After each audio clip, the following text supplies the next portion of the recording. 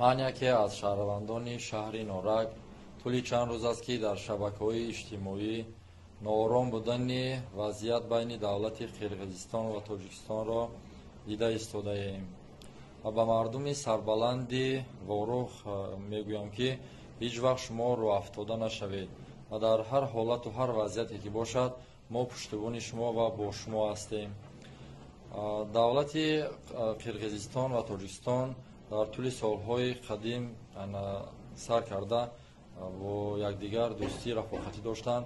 мо аз роҳбарони ҳар ду кишвар хоҳиш менамоем ки зудтар ҳалли роҳи ҳамин масъаларо ёфта, барое ки дар оянда метавонад ки мушкилои зиёдро ба вуҷуд орад, ворид нагардидани маҳсулотҳо ва қимат шудани маҳсулотҳо, муносибати вайрон байни якдигар, ҳатто муҳоҷироне ки дар хориҷи кишвар қарор доранд метавонад ки ба онҳо низ таъсир расонад.